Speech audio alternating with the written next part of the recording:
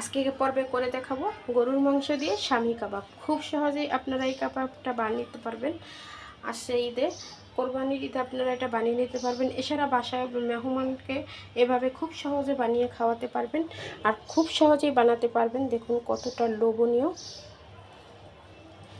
খুব সহজভাবে সহজ রেসিপিতে আপনারা বাসায় বানিয়ে নিতে পারবেন এই শামী কাবাবটা। বিয়ে বাড়ির মতো বাবুর্চিরা যেভাবে বানায় ঠিক সেভাবে আজকে আপনাদেরকে বানিয়ে দেখাবো।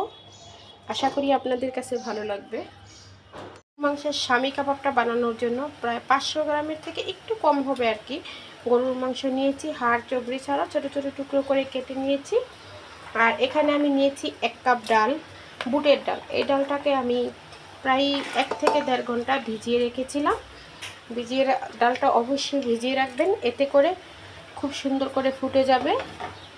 এখন দিয়ে দিলাম ডালটা, দিয়ে এখানে দিয়ে দিলাম আমি 1.5 টেবিল চামচ আদা রসুন সম পরিমাণে বাটা আদা রসুন দিয়ে দিলাম।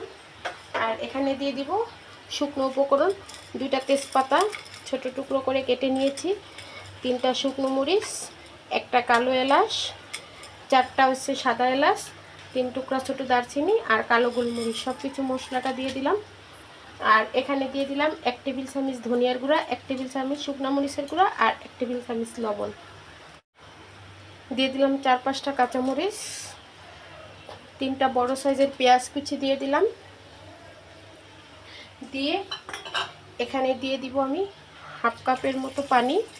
বেশি পানি দিতে হবে না, কারণ আমি এটা প্রেসার কুকারে সিটি দিয়ে নেব। এখন একটু খুব ভালো করে মিশিয়ে দেব। এখন এখানে দিয়ে দিব আমি 2 টেবিল চামচ রান্নার রেগুলার তেল দিয়ে দিলাম। দিয়ে এই যে দেখুন সম পরিমাণে পানিটা দিয়ে দিয়েছি, বেশি পানি দেইনি। এখন এটাকে প্রেসার কুকারে দিয়ে আমি 5-6টা সিটি দিয়ে নেব। আমি 5টার মতো সিটি দিয়ে নিয়েছি। দেখুন ডালগুলো সব সেদ্ধ হয়ে গেছে, মাংসটাও সেদ্ধ হয়ে গেছে, কিন্তু কিছুটা পরিমাণে পানি রয়ে গেছে। কুকারে তো পানিটা একদমই টানে না। এখন আমি জাল করে পানিটাকে একটু শুকিয়ে নেব। আর এখানে আমি দিয়ে দিব 1 টেবিল চামচ গরম মশলার গুঁড়া। এটা আমি আগে দেইনি, কারণ এটা আগে দিলে ঘ্রাণটা ভালো আসে না, আমি এটা পরে ব্যবহার করি। এখন পানিটাকে একটু শুকিয়ে ঠান্ডা করে নেব। পানিটা একদম শুকিয়ে গেছে, এই যে দেখুন মাখো মাখো হয়ে গেছে। এখন এটা চাইলে আপনারা শিলপাটায় বেটে নিতে পারেন বা ব্লেন্ডারে ব্লেন্ড করে নিতে পারেন। এ পর্যায়ে সবগুলা মাংস ব্লেন্ডারে ব্লেন্ড করে নিয়েছি, দেখতে পাচ্ছেন। এখন এটাতে আমি তেমন কিছুই দিব না, এখানে শুধু আমি একটা ডিম দেব। আপনাদের যতটুকু পরিমাণে লাগে ততটা ডিমে দিবেন। এখানে আমি একটা ডিম দিয়ে দেব। দিয়ে দিলাম ডিমটা দিয়ে খুব ভালো করে এটা কাবাবের মাংসটার সাথে মিশিয়ে দেব। খুব ভালো করে ডিমটা দিয়ে মেখে নিয়েছি।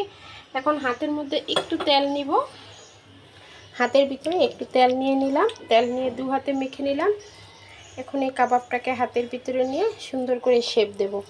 আপনারা আপনাদের পছন্দ মতো দেবেন, ছোট বড় যে কোনো সাইজের দিতে পারেন, সমস্যা নেই। এই যে দেখুন আমি এই আকারে শেপ দিয়ে সবগুলো কাবাব বানিয়ে নেব। সবগুলো কাবাব বানিয়ে নিয়েছি, এই যে দেখুন। এগুলো এখন আমি ডিপ ফ্রিজে সংরক্ষণ করব আর অল্প কিছু ভেজে আপনাদেরকে দেখাবো।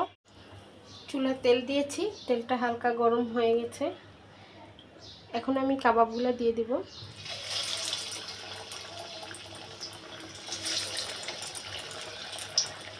এই অবস্থায় কিন্তু চুলাটা থাকবো মিডিয়াম থেকে একটু কমে, তা না হলে উপর থেকে কাবাবগুলো পুড়ে যাবে।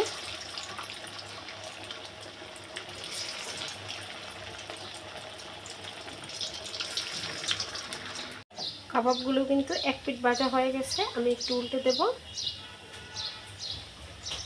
এটা চুলায় দিয়ে সাথে সাথে উল্টাবেন না। দেখুন কত সুন্দর কালার এসেছে। এখন আমি সবগুলা কাবাব উঠিয়ে নেব আর আপনাদেরকে কাছ থেকে দেখাবো এটা কীরকম হয়েছে। এই যে দেখুন কতটা সুন্দর হয়েছে, তাই না? এই যে দেখুন এখন সবগুলা কাবাব উঠিয়ে নেব।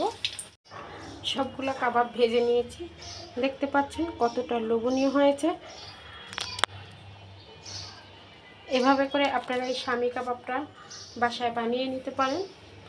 আসছে সামনে ঈদ, ঈদে এই কাবাবটা আপনারা রাখতে পারেন। আর আমি একটু ভিতর থেকে ভেঙে দেখাচ্ছি। এই যে দেখুন কতটা সুন্দর আর কতটা লোভনীয় হয়েছে। আশা করি রেসিপি ভালো লেগেছে। রেসিপি ভালো লাগলে লাইক করবেন এবং বেশি বেশি করে শেয়ার করবেন। আর আমার চ্যানেলটা সাবস্ক্রাইব করতে ভুলবেন না। আল্লাহ হাফেজ।